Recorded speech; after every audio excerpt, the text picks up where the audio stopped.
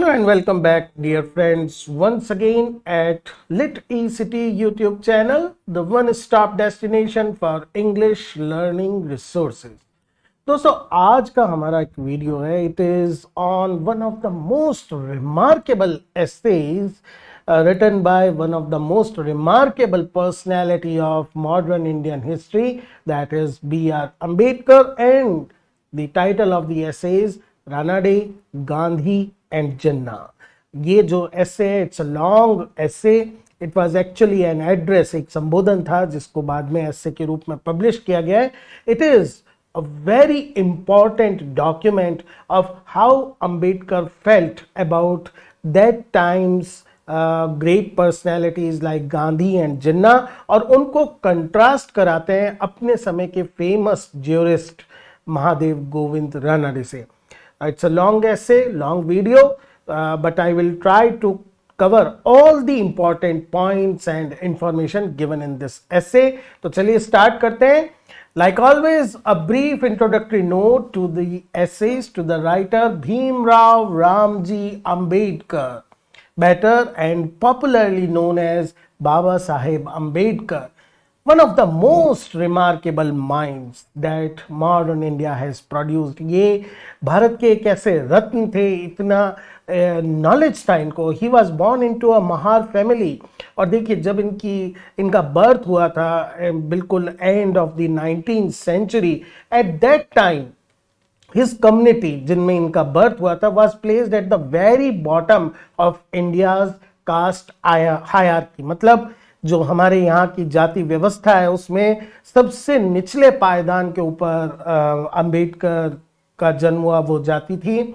But still he went on to earn doctorates, PhDs and fellowships from Columbia University and London School of Economics, जो बहुत prestigious institute थे. ये उस समय की बात है when most Dalits, मतलब 95% of Dalits had no access even to basic schoolings. उनको स्कूल जाना तक अलाउ नहीं था, और अंबेडकर अपनी मेधा से, अपने मेरिटोरियस, अपने इंटेलेक्ट की वजह से इतने ऊंचे स्थान पर पहुंचे. Now, because we are talking about the essay, we will not pay focus on him as a jurist, a social reformer, the chief architect of the Indian Constitution. ये सारे फैक्ट्स हम सब जानते हैं, बट इतनी सारी इंपॉर्टेंट चीजों के बीच में भी ओवरलुक, हम ध्यान नहीं देते हैं that he was also a very powerful and prolific writer. उन्होंने बहुत इंपॉर्टेंट वर्क्स लिखे हैं. Then most important thing, his pen was most consistent weapon.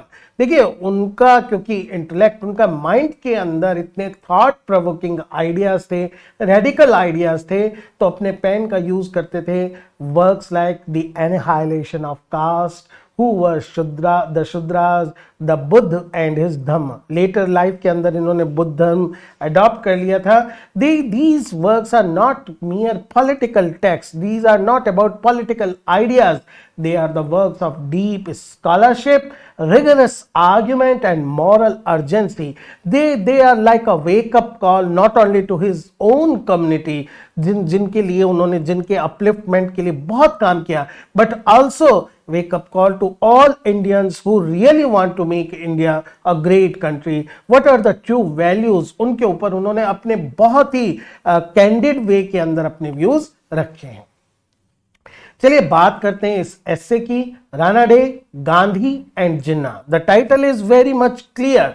It is a character contrast of these three great personalities of his own time. It was originally delivered as a spoken address on 18 January 1943 on the occasion of 101st birthday celebration of Justice Mahadev Govind Ranade, and it was organized by the Deccan Sabha Poona की डेक्कन सभा के द्वारा एक seminar, क्योंकि 101वीं जन शताब्दी समारोह था. महादेव गोविंद रानडे जो अपने समय के एक ब्रिलियंट ज्यूरिस्ट थे, एक पॉलिटिकल रिफॉर्मर थे, और उस ओकेजन के ऊपर, उस अवसर पर अंबेडकर को चीफ स्पीकर के रूप में बुलाया गया था.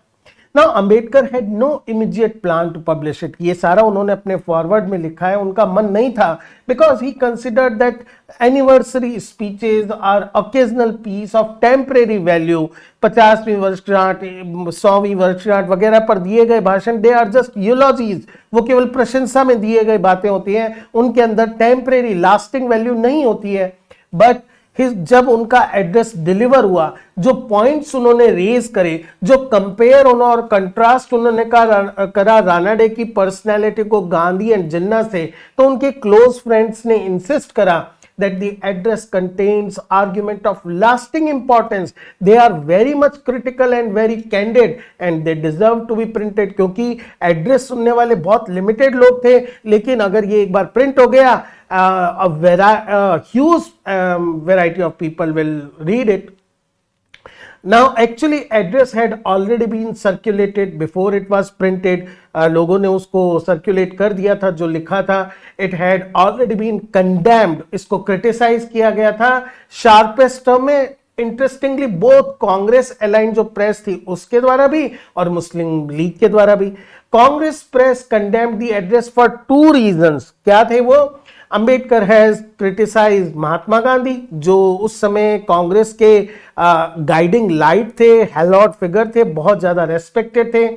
He had also criticized Mohammad Ali Jinnah, who was at the time a major target of Congress itself, क्योंकि जिन्ना ने मुस्लिम लीग पार्टी डेवलप करके एक अलग पाकिस्तान की मांग करी थी, तो वो भी उसके निशाने पे थे. Now Congress press found it unbearable, intolerable. असहनीय बात थी कि Ambedkar has criticise both its hero Mahatma Gandhi and its enemy Jinnah in the same breath. How can he bring together these two personalities in one bracket? एक ही साथ दोनों को कैसे रख सकते हैं? Now Ambedkar dismissed this criticism with his characteristic bluntness. This is his hallmark quality. Ambedkar के जो rational thoughts थे उसके कारण he was very blunt, candid, frank. And he said that the press had never actually answered his argument. जो अपनी speech में उन्होंने points उठाए हैं उनका जवाब तो दिया नहीं है. It had only abused him, misrepresented him and tried to silence him. केवल ये कोशिश करिए, बजाय एक पर्टिकुलर जवाब देने के, एक सिस्टमेटिक रेशनल काउंटर आर्ग्यूमेंट करने की जगह उन्होंने केवल अब्यूज किया है और मिस रिप्रेजेंट करा है. And most importantly he points out that the criticism of powerful leaders like Gandhi and Jinnah, it does not mean that he has a hatred towards them. उनके लिए उसके मन में नफरत है. It is a democratic responsibility. ये बहुत important बात थी कि डेमोक्रेसी के अंदर there should be provision, इस बात की गुंजाइश होनी चाहिए that you can criticize the wrong actions, the we can shortcomings of your leaders even if they are heroes. And that is why he distinguishes, वो अंतर करते हैं between personal dislike and principled political opposition. वो and his opposition to Gandhi and Jinnah was not personal. वो कह रहे I have nothing to do with them personally. मेरी उनसे कोई जातीय व्यक्तिगत दुश्मनी नहीं है. But it came, this criticism was because he also loved India and he really wanted for a political settlement, for the empowerment of his nation. So that is why he indulged in the criticism of these two great heroes.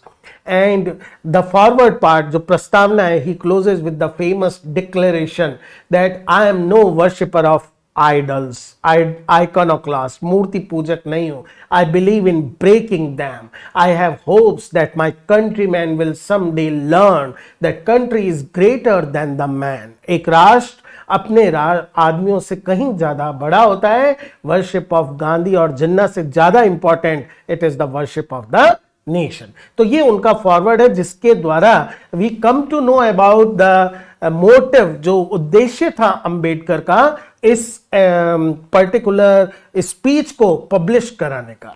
देखिए, now we come to the main address और the main body of the एसे.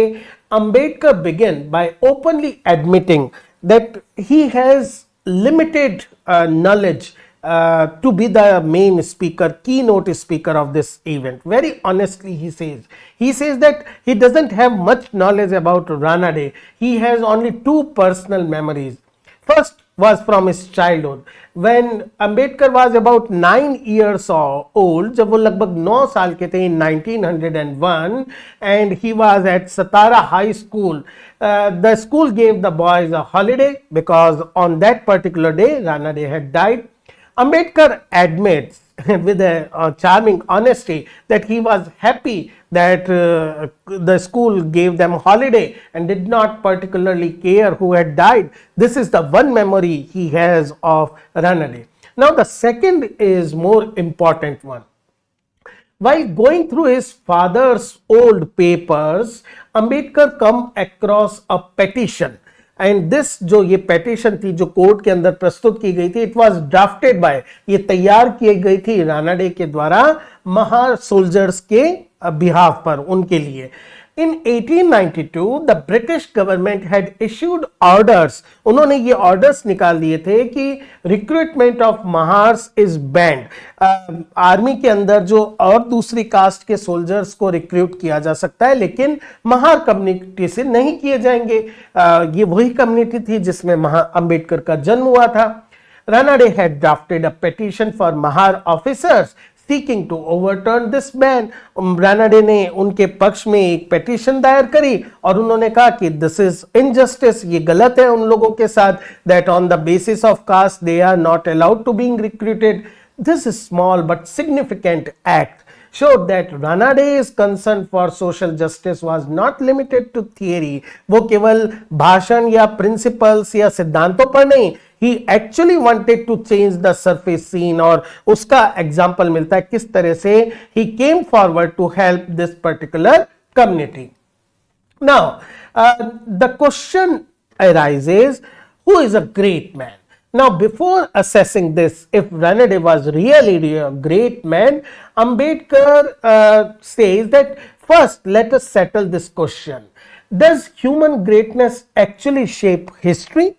कहने का मतलब ये है, क्या जो महान व्यक्तित्व हैं, जो हीरोज हैं, क्या वो इतिहास को बदल देते हैं, या फिर हिस्ट्री जो है वो impersonal forces like geography, economics या फिर कई हद तक कई divine will, दैवीय इच्छा, उनसे प्रभावित होती है. There are naturally different opinions. कुछ लोग कहते हैं it is economics, some say it is geopolitics, and some says it is just the will of the God. Now Ambedkar's own position was that impersonal forces only create conditions and possibilities, but they do not determine outcomes. Geography या politics या circumstances वो स्थितियां तो आपको दे सकते हैं जिससे आप अपने इतिहास को, अपने भविष्य को निर्धारित कर सकें, but they cannot force the outcomes. By using three analogies, Ambedkar concludes that environmental and economic forces, analogies क्या है कि जैसे एक माइन के अंदर there is diamond is there because of circumstance, because of particular geography. जब तक human will नहीं होगी, जब तक उसको एक्सकेवेट नहीं किया जाएगा, तब तक वो डायमंड जो है धरती में ही रहेगा. एंड दीज आर द, ये जो कंडीशंस हैं, geographical, political, economic, they are the first factor in history, but they are not the last.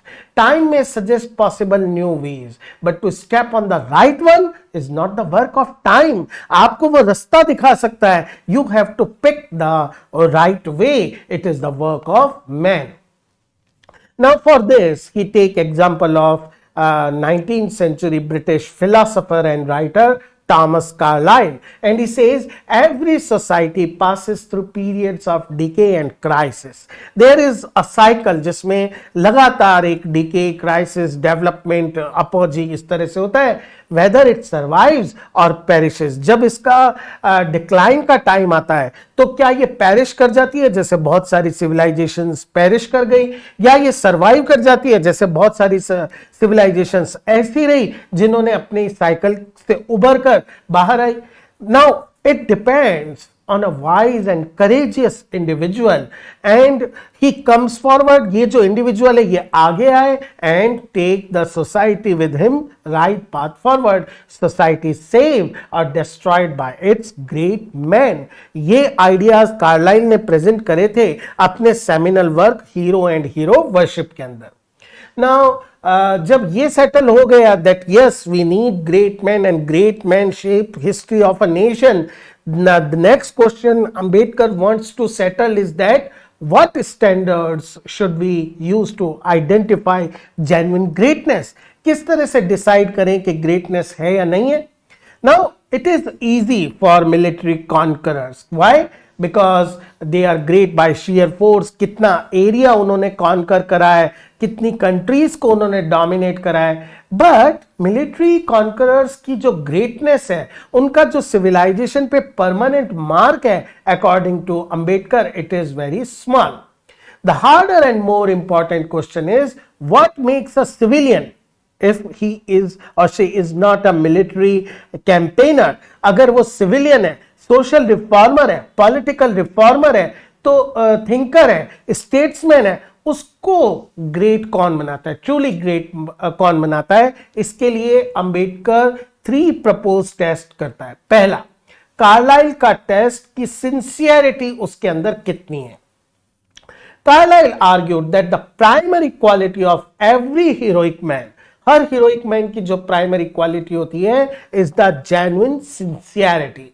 Not a self conscious boastful के आप बार बार मंच पर आकर कहो how I work for people, किस तरह से देश के लिए, किस तरह से समाज के लिए काम कर रहा हूं.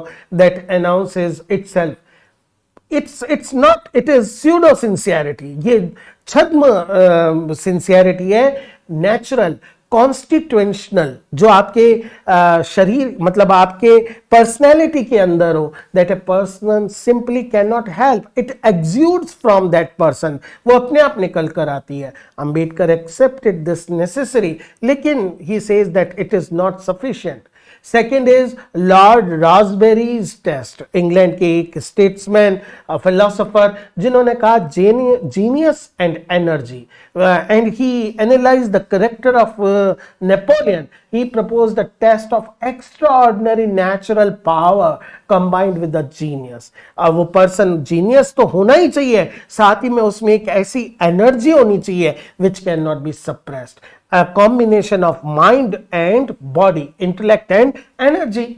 Ambedkar also found truth in this. वो कहता है yes, it is also a good quality of a great hero, but it is also incomplete.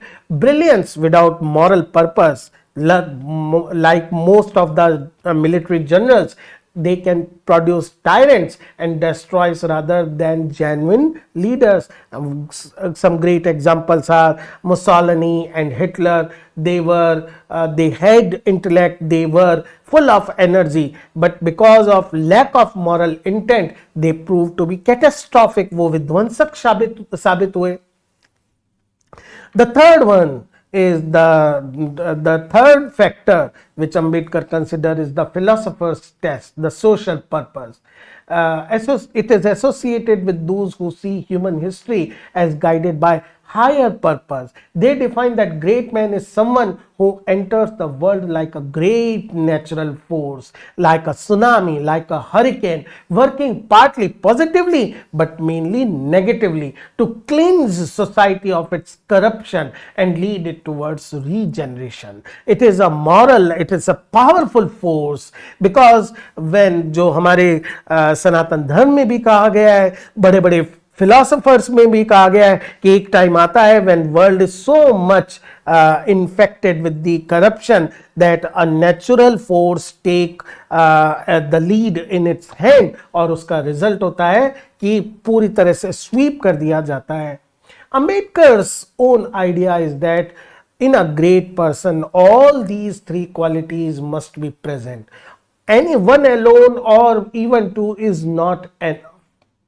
This three-part standard is Ambedkar's own original contribution to the theory of greatness, because his theory of greatness is synthetic one, जो किसी एक factor पर depend नहीं है. उसके according उस person के अंदर जीनियस भी होना चाहिए, इंटेलेक्ट भी होना चाहिए, मॉरल पर्पस भी होना चाहिए, ये सारी चीजें होनी चाहिए.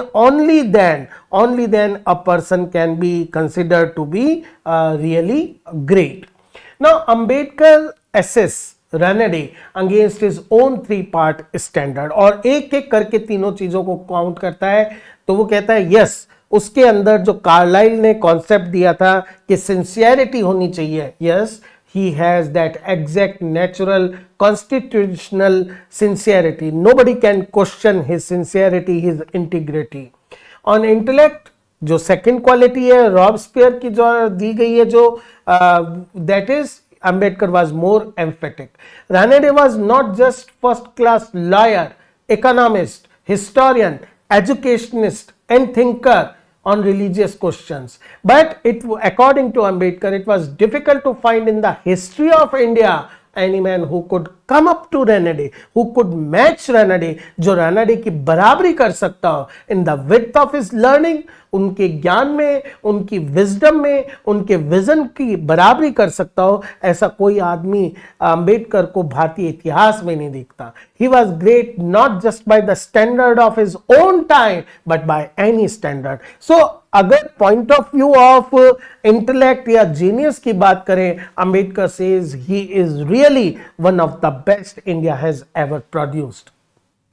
But the third one, the philosopher's test, the moral purpose, and according to Ambedkar, Ranade's true claim to greatness rests on his social purpose, his lifelong relentless campaign for social reform in Hindu society. He clarifies, वो स्पष्ट करते हैं अपनी बात को, that Ranade was born in 1842. It was only 24 years after the fall of Maratha Empire. वो Maratha empire जो 19th century के बिगनिंग के अंदर अपने पीक पर थी, जिसका काफी इंडिया के काफी नदर्न और वेस्टर्न पार्ट में कंट्रोल था, 1820s के दौरान उसका डिक्लाइन हो गया. And as a result, Maharashtra was in a state of collective trauma. Most thinking people responded to the catastrophe of British conquest with resignation, harmony, defeatism and surrender to the inevitable, कि अब कुछ नहीं हो सकता, our defeat is final, अब हम, there is no chance of recovery, regeneration. But Ranade responded differently. Ranade was a visionary. He was full of energy. He concluded कि जो मराठा एम्पायर का और उससे रिलेटेड हिंदू सोसाइटी का डाउनफॉल हुआ है, it was not result of some British invasion, was not result of some colonial power coming to India. It was caused by the deep internal weakness in the Hindu social system itself. जो हिंदू समाज की व्यवस्था है, उसी के अंदर की कमजोरी के कारण ये दिन आया है. Therefore, the only real path to national regeneration, अगर आपको वास्तव में रीजनरेशन करना है, अगर वास्तव में राष्ट्र को वापस से खड़ा करना है, it was through social reform. तो केवल सामाजिक सुधार से ही किया जा सकता है. And this became the dominant purpose of his life. This shows कि moral intent या moral purpose के मोर्चे पर रानाडे was upfront, रानाडे सबसे आगे थे.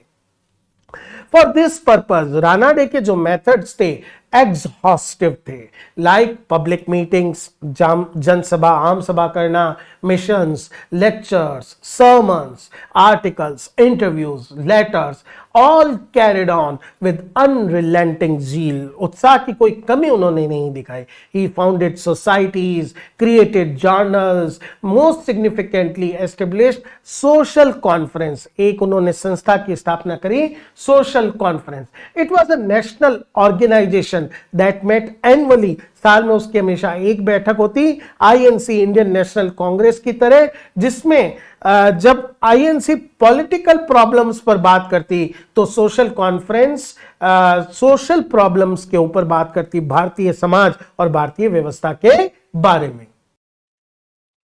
तो now Ambedkar made a very striking and provocative comparison between the courage of social reformers and courage of political prisoners. देखिए क्या होता है, वो कहता है कि सोसाइटी जब एक पॉलिटिकल प्रिजनर बनता है, जो पॉलिटिकल कॉज से करता है, सोसाइटी उसको तो सपोर्ट करती है, लेकिन जो सोसाइटी का सेट स्टैंडर्ड है उसको चेंज करना चाहता है, society inflict greater and more severe punishment on an individual. एक गवर्नमेंट जो पॉलिटिकल रिफॉर्मर को या पॉलिटिकल लीडर को जो सजा देती है उससे कहीं ज्यादा द पॉलिटिकल प्रिजनर एक्चुअली जो गवर्नमेंट को चैलेंज करता है उसके साथ पूरी सोसाइटी की सिंपैथी होती है। He is praised, elevated as a saviour, hero, celebrated as a martyr. But the social reformer जो सोसाइटी के एज ओल्ड कस्टम्स को चैलेंज करता है, he remains completely alone. Ranade lived in a time when social and religious customs जो बहुत cruel भी थे, लेकिन उनको फिर भी बहुत सेक्रेड एंड बियॉन्ड क्वेश्चन माना जाता था। उनको चैलेंज करना वॉज नॉट मियरली अनऑर्थोडॉक्स। बहुत मुश्किल था ऐसा आदमी होना जो उनको ओपनली चैलेंज कर सके, बट जो उनको चैलेंज करता था it was considered as the worst form of sacrilege. मतलब ऐसा माना जाता था that person is against the divine code of living, वो दैवीय सूत्रों के खिलाफ है। That Ranade did this consistently, publicly, throughout his entire career. वो शो करता है highest form of courage जो उनके अंदर थी। He was never afraid of public opinion, public criticism, किस तरह का उनको फेस करना पड़ा। This makes him a real hero. तो एक्चुअली में fully understand to रानाडे के वर्क और उनके विजन को समझने के लिए हिंदू सोसाइटी की जो उस समय स्टेट थी उसके बारे में वो एक्सप्लेन करते हैं, जिस सोसाइटी के समय रानाडे रह रहे थे और जिसको उन्होंने रिफॉर्म करने की कोशिश करी। रानाडे के जो ओपोनेंट थे वो टू ग्रुप्स थे। First led by orthodox people like Chiplunkar. They wanted to preserve Hindu social and religious customs, चाहे वो कितना ही समाज के लिए detrimental हो, जितना ही वो चाहे समाज के लिए बेकार हो, but they don't want to change it. Second, led by Tilak, they were politically radical. वो स्वतंत्रता तो चाहते थे बट सोशली कंजर्वेटिव। जो हिंदू वर्ण व्यवस्था थी, कास्ट सिस्टम था, वो नहीं चेंज करना चाहते थे। It means they wanted self rule from British. उनसे तो उनको स्वतंत्रता चाहिए थी बट एग्जिस्टिंग सोशल ऑर्डर को चैलेंज करने के लिए अनविलिंग थे। So Ambedkar argued that the foundational philosophy of Hindu religion was not about liberty, equality, fraternity, स्वतंत्रता, समानता, भाईचारा पर आधारित नहीं थी। Worship of one single class by all others, जो वन क्लास है उसकी बाकी सारी जने वर्शिप करें। लॉन्ग बिफोर नीत्शे, जो जर्मन थिंकर थे, एक फिलोसोफर थे, he proposed the idea of Superman, a man who is beyond the excess of common man. Manu had already proclaimed a version of it. Manu ने अपनी किताब मनु स्मृति के अंदर one class, that is Brahminical class, was born to rule and all others were born only to serve that class. Great Hindu philosophical tradition, Vedanta, Sankhya, न्याय दर्शन, they raised the great philosophical questions. उन्होंने वो तो उठाए but they never challenged this social practice. So it was deeply rooted, गहरी इसके जड़ थी, and it was totally ingrained by the population. Ambedkar argued that even the supposedly ideal Hindu social organization, that is Chaturvarna Vyavastha, class divisions, the fourfold division, it was fundamentally irrational. How? That there is a class of educated people, that is Brahman class. It is forbidden from earning a livelihood. It has to depend upon the bhiksha. Their learning was inevitably to be corrupted. The second one is Kshatriya class, warrior class. It was denied education and culture. So why? Then the outcome, uska result kya hua? They will use force to destroy, not to protect. The third one, Vaishya class, merchant class. It was motivated only by profit. they will descend to the level of animals. And the last one, serving class, that is Shudra class, they were denied education, weapon, business, occupation. They cannot develop as full human beings. So that is why all this system has internal flaws. There was no logic. And Ambedkar also documents कि वो बताते हैं how much Brahmin class itself, which should have been the moral backbone of the society, जो समाज की रीढ़ की हड्डी होनी चाहिए थी, जिसके बेस पर पूरा समाज सोसाइटी अपना moral strength gain करना चाहिए था, it had fallen into deep corruption by the time the British arrived. He cited British colonial regulation जो अलग अलग टाइम 1795, 1817, 1819 में प्रपोज किए गए, that were passed to stop degrading practices. Practices like Brahmins were routinely used, emotional blackmail, threats of self-harm, खुद को नुकसान पहुंचा लेंगे, threats of burning women alive, जिंदा जला देंगे, and public fasting on victims' doorstep to extract money. These were some practices जिससे पता चलता है कितनी ज़्यादा जो उस समय की ब्राह्मण क्लास थी वो मॉरली करप्ट हो चुकी थी, जिसके लिए ब्रिटिश जो गवर्नमेंट है उसने अलग अलग टाइम रेगुलेशन निकाले थे. It was actually Ambedkar's way of showing, ये बताना वो चाहते हैं what Ranade was fighting against, किस तरह से इतनी deeply ingrained divided society के खिलाफ रानाडे लड़ रहे थे. These obstacles were not only just conservative opinions, ये केवल विचार नहीं थे पारंपरिक, outdated customs नहीं थे, they were deeply entrenched into the psyche of the society, समाज के दिमाग के अंदर इसकी गहरी जड़ें थी. And it had the full support of the educated class, the weight of the religious sanction, इसको धार्मिक मान्यता मिली हुई थी, and centuries of unquestioned tradition, सदियों से बगैर प्रश्न करे इस व्यवस्था को फॉलो किया जा रहा था. So that is why Ranade's courage in taking on this system was extraordinary. It was no mean task, ये एक बहुत बड़ा टास्क था. Now, the central intellectual battle of Ranade's life was fought not just against the British, उनको British के खिलाफ नहीं, but against the school of Indian politicians, भारतीय उन राजनीतिज्ञों के खिलाफ लड़ा who argued, जिनका ये तर्क था political reform, जो क्या था स्वतंत्रता प्राप्त करना, must take precedence, उसको प्राथमिकता देनी चाहिए than social reform, सामाजिक सुधार होता रहेगा. अंबेडकर एग्जामिन 3 आर्ग्यूमेंट्स, इस पक्ष में वो लोग 3 तर्क देते थे इस थीसिस के लिए, एंड डिमोलिश, अंबेडकर क्या करते हैं एक एक करके तीनों को निरस्त करते हैं. पहला आर्ग्यूमेंट है political power is needed to protect rights. ये लोग ये तर्क देते थे कि जब तक हमारे पास राजनीतिक ताकत नहीं होगी सामाजिक सुधार नहीं होगा.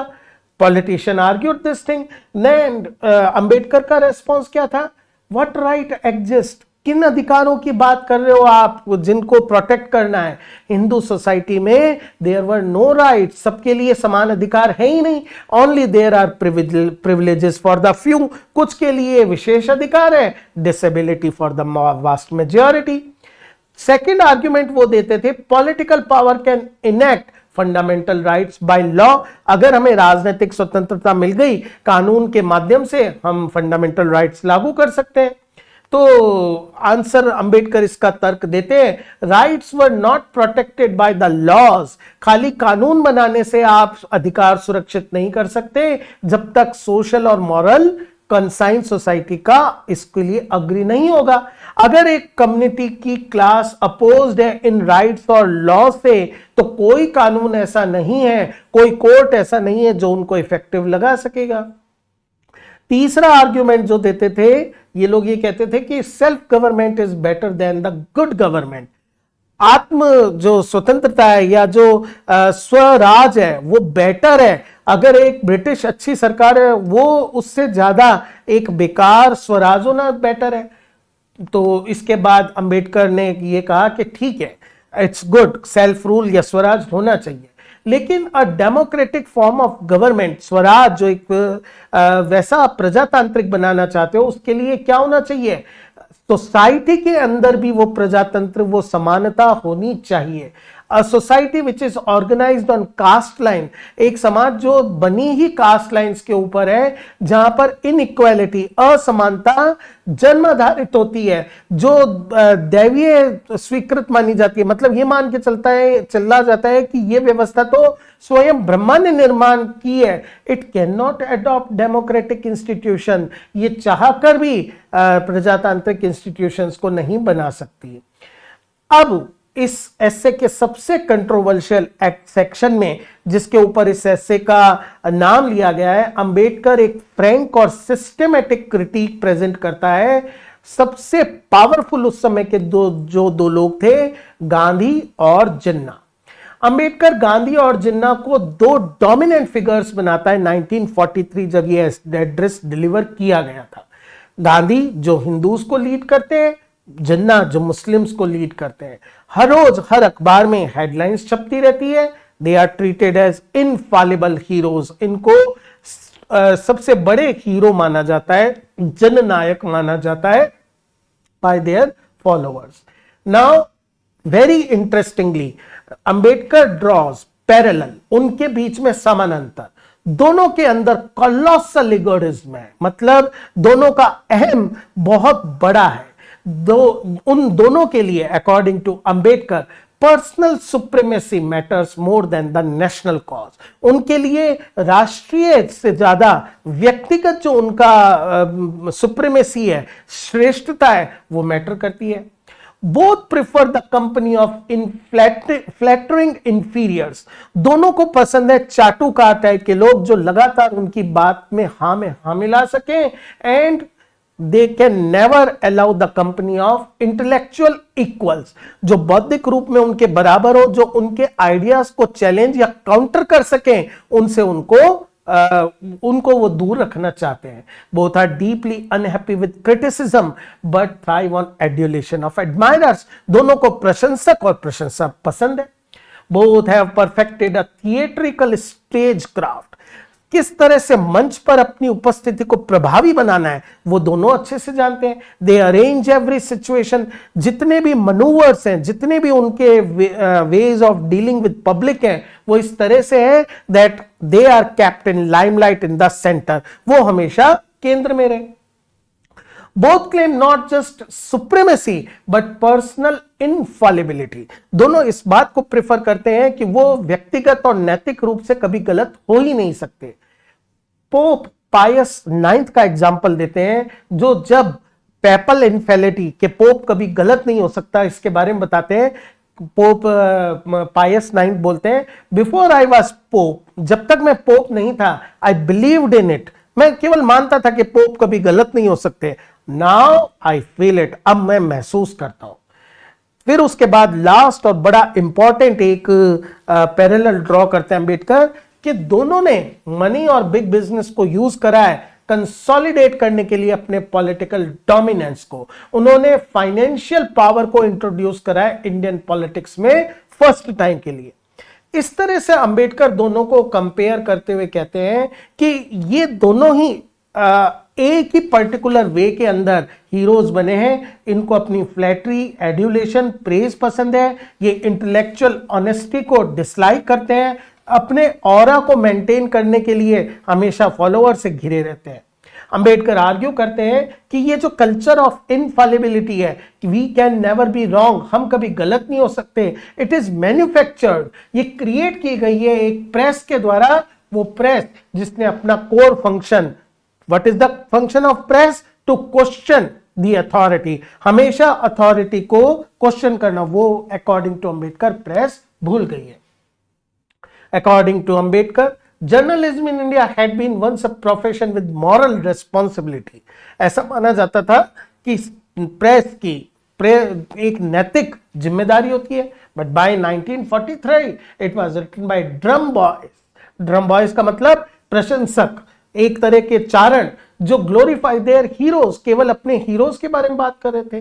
Reason opinion had been replaced by unreasoning passion, पूरी प्रेस जो थी उनकी प्रशंसा में वन आर्टिकल आफ्टर अनदर लिखी जा रही थी। अंबेडकर डिस्क्राइब्ड इसके बाद how rivalry between Gandhi and Jinnah, इन दोनों का जो परस्पर प्रतियोगिता थी, एक दूसरे के प्रति राइवलरी थी, उसने इंडियन पॉलिटिक्स को एक कॉम्पिटिटिव वन अपमैनशिप में कन्वर्ट कर दिया है, जहां पर दोनों एक दूसरे को लगातार डिफीट करने की, नीचा दिखाने की कोशिश कर रहे थे। Every action of one leader was automatically matched और काउंटर्ड बाय द अदर। एक ने कुछ एक स्टेप उठाया तो दूसरा उसको मैच करने की या ओवरडू करने की करता। फॉर एग्जाम्पल, गांधी के लिए अगर महात्मा फेमस हुआ कि उनको महात्मा के नाम से जो बुलाया जाए, तो जिन्ना के लिए कायदे आजम किया गया। गांधी ने अगर अपना इंस्ट्रूमेंट ऑफ पावर कांग्रेस को बनाया, तो जिन्ना ने अपना instrument of power Muslim league को बनाया। अगर कांग्रेस ने कोई रेजोल्यूशन 17,000 वर्ड्स में रहा है, how Jinnah and Muslim league can stay behind, तो वो 1,000 वर्ड का ऐसा कम से कम एक वो रेजोल्यूशन बनाते। तो in this way both were trying to match or overturn each other. Neither leader would agree to meet the other except on the condition the other found unacceptable. एक दूसरे से समझौते की कोई गुंजाइश रखी ही नहीं, दोनों ये तय करते कि उनका हैंड जो है अपर हैंड रहे। जिन्ना इंसिस्टेड गांधी एडमिट ही रिप्रेजेंट ओनली हिंदूज। जिन्ना की ये जिद थी कि गांधी माने कि वो केवल हिंदुओं को रिप्रेजेंट करते हैं, और जबकि गांधी इंसिस्ट करते थे कि जिन्ना ये माने कि वो मुस्लिम्स को रिप्रेजेंट करते हैं। Both leader, Ambedkar observe, were like lawyers. दोनों निश्चित रूप से वकील तो थे ही, whose trade it is to contest everything। जैसे लॉयर कोर्ट में without the merit of the morality सिर्फ कंटेस्ट करता है, कंसीड नथिंग, कहीं पर भी हार नहीं मानता है, टॉक बाय द आर, और उसका काम होता है लगातार बोलना। अंबेडकर बड़े ही कॉस्टिक वे में, बड़े ही एक व्यंग्यात्मक तरीके से कहते हैं, इनकी लॉयर क्वालिटीज इनके पॉलिटिकल डिस्कोर्स में नजर आती है। और इन दोनों के बीच में इंडिया की जो पॉलिटिकल प्रोग्रेस है वो स्टैंड स्टिल पर, वो बिल्कुल ठहर गई है, because both are not ready to give 1 inch of their land. अपनी हिस्से का या अपना पॉइंट ऑफ व्यू 1 इंच भी कॉम्प्रोमाइज करने में, एडजस्ट करने के लिए रेडी नहीं थे। Now against this portrait of competitive egoism, Gandhi और जिन्ना के जो उन्होंने पैरेलल्स बताए, इसकी तुलना कंट्रास्ट करते हैं अंबेडकर रानाडे के साथ, हिज पर्सनैलिटी के साथ। फर्स्ट, जहां पर इन दोनों का इगोइज्म या ईगो क्लैश करता है और उसके चक्कर में इंडियन जो फ्रीडम मूवमेंट है वो पीछे रह जाता है। Ranade had no trace of egotism, having more intellectual justification for pride। वो कहीं ज्यादा मेरिटोरियस हैं, उनके ज्यादा क्रेडिट्स हैं, बट स्टिल वो उनके अंदर बिल्कुल भी ईगो नहीं है। He was the most modest of men. There was no element of pride in the personality of Ranade. His greatness was natural and it doesn't require any theatrical staging. उनको बार बार stage पर आकर महात्मा या कायदे आजम जैसे किसी title की जरूरत नहीं है। He sought the company of intellectual equals and welcomed debate and challenge, which is the hallmark of a real intellectual। That person जो वास्तव में बौद्धिक होता है, he entertains, he invites those people who can contest his ideas, क्योंकि इसी से grow होकर आप नई वैल्यू सीखते हो। So Ranade was one among them। He never claimed to be guided by a mystical inner voice, कि कोई अंदर की आत्मा की आवाज है, which is beyond the sphere of rationality। He was a rationalist who invited his views to be tested by reason, कि मैं जो बात कह रहा हूं, लेट्स इसको परखते हैं तर्क के आधार पर, so that it can be scientifically experimented, tested and proved। It is not like कि मैं एक्सप्लेन नहीं कर सकता because it is अंतरात्मा की आवाज। तो अंबेडकर अब नेक्स्ट रानाडे की पॉलिटिकल फिलॉसफी को 3 प्रपोजिशंस के थ्रू समझाते हैं। पहला, according to Ranade, an ideal must be practicable, not merely beautiful। Bharat माता, it's a beautiful idea, वृहत भारत या संयुक्त Bharat, it's a beautiful idea, but a political idea must carry within itself the assurance, उसके अंदर ये गारंटी होनी चाहिए that it can be actually achieved in the real world, it remains not just a theorised idea, बल्कि इसे achieve किया जाना possible होना चाहिए। Second, in politics specially when you are talking about constitution, एक देश के संविधान के बारे में बात कर रहे हो, temperament and sentiment of the people matter more than the pure intellect and theoretical logic. जिस देश के लोगों के लिए आप संविधान बना रहे हैं, उस देश के लोगों की भावनाएं ज्यादा मैटर करती हैं, and a perfect constitution that does not fit it's people will be more dangerous. हो सकता है थियोरेटिकली आपने एक परफेक्ट कॉन्स्टिट्यूशन बना दिया हो, लेकिन जिस समाज में वो लागू किया जाए उस समाज के लोगों के अकॉर्डिंग नहीं है, then it is very dangerous, it is actually useless. Third, in political negotiation, जैसे इंडियन नेशनल कांग्रेस उस समय ब्रिटिश से कर रही थी, rule must be what is possible, not what must be done, rather what can be done। ये दोनों का बीच का डिफरेंस है। when your capacity to force greater concession is genuinely limited, जब आपके पास नेगोशिएशन करने के लिए कोई बहुत ज्यादा आधार नहीं है, you should accept the available progress, तो जितना मिल रहा है उसको अचीव कर ले, rather than demand the impossible, जैसे पूर्ण स्वराज की डिमांड के लिए अंबेडकर कहते थे। नाउ ये एक बड़ा इंपॉर्टेंट ऑब्जर्वेशन है अंबेडकर का कि रानाडे ने इन चीजों के बारे में वेस्टर्न थिंकर्स जैसे जर्मनी के बिस्मार्क या बेल्फोर या मॉर्ले इन कंक्लूजन पर पहुंचे, उससे कहीं पहले रानाडे ने इनको अंडरस्टैंड कर प्रपोज कर दिया था। It shows that he was a genuine intellectual great personality, ये अंबेडकर का असेसमेंट है। Now, Ambedkar anticipated an obvious objection। इस बात पर निश्चित रूप से लोग आक्षेप उठाएंगे, क्योंकि उसने क्रिटिसाइज करा है जो हीरो वर्शिप करी जाती है गांधी और जिन्ना की। Was he not engaging in the same hero worship by organizing a birthday celebration for Ranade? Same वही काम जो अंबेडकर अगेंस्ट है गांधी और जिन्ना के फॉलोअर्स के, कि वो उनका लगातार हीरो वर्शिप करते हैं, शायद अंबेडकर भी वही एक्ट कर रहे हैं जब वो रानाडे की बात कर रहे हैं।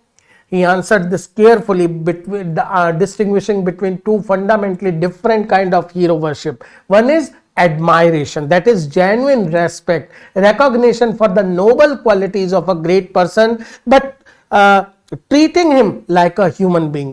जब आप उसकी noble qualities को praise करते हो लेकिन उसको एक human being मानते हो, fallible मानते हो। The second one is obedience, blindly following the hero, obeying every command, overlooking the hero's mistakes, errors, shortcomings, accepting every conclusion without critical examination. So celebration of Ranade's birthday was the first kind. It is an expression of admiration for genuine virtue. The hero worship of Gandhi and Jinnah, according to Ambedkar, falls into the second category. Followers either fool or hypocrites, they were blindly following their idols. Now Ambedkar Ranade के character के बारे में एक और observation करते हैं। गांधी और जिन्ना अपने थिएटरिकल जेस्चर्स, ड्रामेटिकल स्पेक्टिकल्स के द्वारा अपने फॉलोअर्स को डैजल करते हैं। Ranade never promised miracles and perform no stunts of such types. The real purpose of gathering to remember Ranade, according to Ambedkar, was not to worship a boss, not to indulge in hero worship, but to remind the present generation of his political philosophy। उनकी जो political philosophy थी उस पर बात करने के लिए, that is safe and sound, though it is very slow। Now एक चीज और यहां पर एक्यूजेशन जो रानाडे पर लगता रहता है, that he viewed British conquest of India as divinely intended, कि Ranade was actually in the favor of the British rule, and considered that British rule was actually beneficial. So according to these opponents, Ranade was an opponent of Indian independence। वो भारतीय स्वतंत्रता के खिलाफ थे। But Ambedkar defends this point. He says that this charge, this accusation, ये जो blame है, it rest on serious misreading of Ranade's intention. Ranade had never said, उन्होंने कभी ये नहीं कहा India should remain permanently under British rule, कि हमेशा ब्रिटिश रूल के अंडर है. व्हाट ही हैड आर्ग्यूड, उन्होंने तो ये तर्क दिया था, British rule gave India the time, जो चाहिए भारत को समय, to rebuild its internal social structure, जो आउटडेटेड हो चुके हैं, जो डेट्रीमेंटल हैं, उनको रिफॉर्म करके चेंज कर सके, and also develop the national unity required for self governance. वो नेशनल यूनिटी मिल जाए इंडिया को जो सेल्फ गवर्नेंस के लिए जरूरी है. रानाडे कहते थे कि ब्रिटिश एक्चुअली में एक शेल्टर प्रोवाइड करते. It is according to Ambedkar very insightful, और इसको एग्जांपल देते हैं कंटेम्परेरी वेस्टर्न हिस्ट्री से.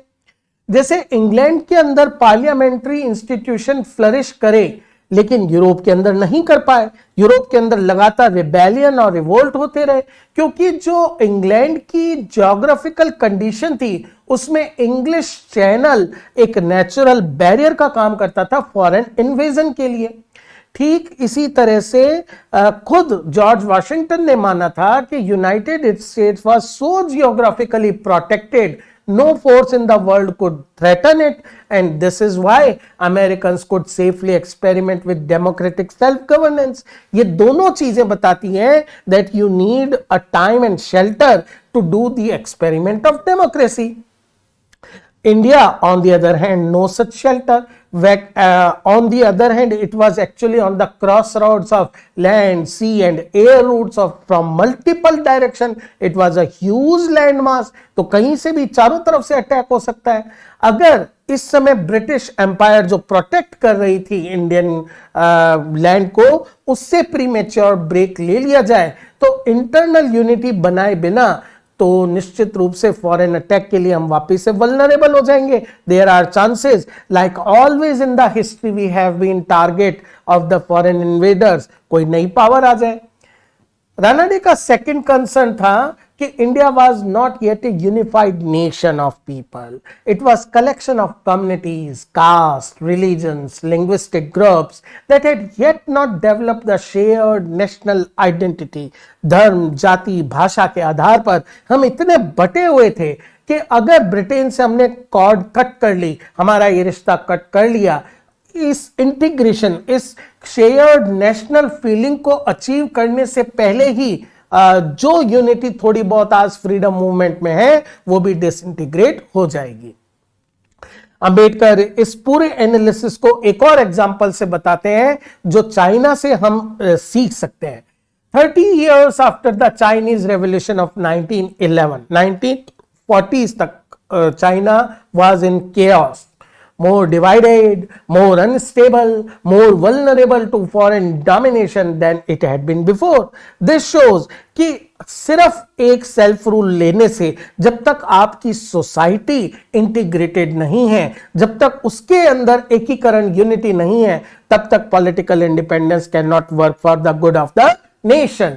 The revolution had been premature. India should learn from this, not repeat it. Now, final section of the address is about if Ranade were alive in 1943, what would he regret most? उनको आज किस चीज का सबसे ज्यादा अफसोस हो रहा होता? Ambedkar answer was the complete collapse of the Liberal Party of India. And the political tradition जिसको रानाडे ने फाउंड करा था और जिसको उनकी फिलॉसफी ने इंस्पायर करा था, वो लिबरल पार्टी आज बिल्कुल खत्म हो गई है. अंबेडकर एक स्ट्रॉन्ग आर्ग्यूमेंट देते हैं कि एक नेशन, एक डेमोक्रेटिक सिस्टम के अंदर स्ट्रॉन्ग अपोजिशन का होना कंपलसरी है. जैसे नाजी जर्मनी और फासिस्ट इटली, वो एक हमारे लिए वार्निंग सिग्नल की तरह काम करते हैं. They were one party states that had been held by their supporter as the models of national unity and efficiency. लेकिन later what was proved, they were the most dangerous forms of despotism of the ये इस तरह का अधिनायकवाद था जिसने modern world को peril में, वर्ल्ड वार, 2 बार वर्ल्ड वार के पैरल में डाला, 2 बार वर्ल्ड वार को रीजन बना. तो that is why one party state, जहां पर नेशनल यूनिटी को माना जाता है, पार्टी के रूल को अंबेडकर शो करते हैं, it is very harmful. The Congress was moving in the same direction at that time. Its supporters were actually celebrating this as national solidarity. उनको ऐसा लगता था कि एकमात्र कांग्रेस का राज होने का मतलब है पूरे देश के अंदर एक सॉलिडारिटी होना. But Ambedkar want that this is not a very healthy sign. Liberal party का जो ऑर्गेनाइजेशनल फेलियर है वो 3 कंसंट्रेटिंग रिंग के एग्जांपल से वो समझाते हैं. इनर मोस्ट रिंग जो सबसे छोटी है वो पार्टी का हाई कमांड है. सेकेंड रिंग जो है इमोशनली लॉयल फॉलोअर्स है जो हमेशा से इसको सपोर्ट करते आ रहे हैं. और जो सबसे बाहरी सबसे डिटैच रिंग है वो है अनकमिटेड जनरल पब्लिक, जो हर पार्टी की कोशिश रहती है कि उनके इंटरेस्ट को अपनी तरफ खींच सके. सीनियर लीडर्स हैं लेकिन ग्राउंड लेवल ऑर्गेनाइजेशन नहीं है. No program of mass contact के पब्लिक से जाकर मिले, उनको अपनी आइडियोलॉजी अपनी फिलॉसफी समझाएं, तो ये एक्चुअली प्रोपेगेंडा में बिलीव नहीं करती थी. और इसकी जो टोटल पॉलिटिकल एक्टिविटी थी, individual speeches, annual meetings, consulted when a British delegation arrived, इस तक लिमिट रह गई थी, जिसकी वजह से ये बहुत ज्यादा पब्लिक से दूर हो गई थी, अलूफ हो गई थी. और अंबेडकर कहते हैं actually Ranade himself have to be blamed. कुछ दोष रानाडे का भी है अगर लिबरल पार्टी का फेलियर हुआ है. Ranade was a man of educated elite class and he never truly developed a deep connection with the masses. उन्होंने कभी अपने आप को जोड़ा ही नहीं. उनका जो इंस्टिंक्टिव बिलीफ था, good ideas would spread on their own merit. अगर विचार अच्छा है तो वो अपने आप फैलेगा. लेकिन according to Ambedkar, without organized effort, without being brought directly to the people in accessible form, even the most important ideas die. मतलब अगर अच्छे से अच्छा आइडिया को भी आपने सर्कुलेट नहीं करा, पब्लिक के उसके अंदर व्यू के अंदर नहीं आया, तो उस आइडिया की लाइफ बड़ी नहीं होती.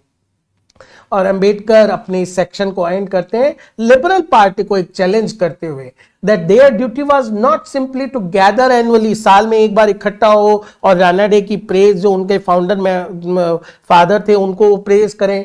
उनकी एक्चुअल ड्यूटी है organise themselves into effective political force, to be like a genuine opposition party to Congress, to spread Ranade's gospel to the masses. वो जनता तक ये बात पहुंचे, build the kind of party machine that could actually challenge Congress dominance, जो कांग्रेस के dominance को challenge कर सके. लेकिन according to Ambedkar he has little hope कि ये चैलेंज फुलफिल किया जाएगा.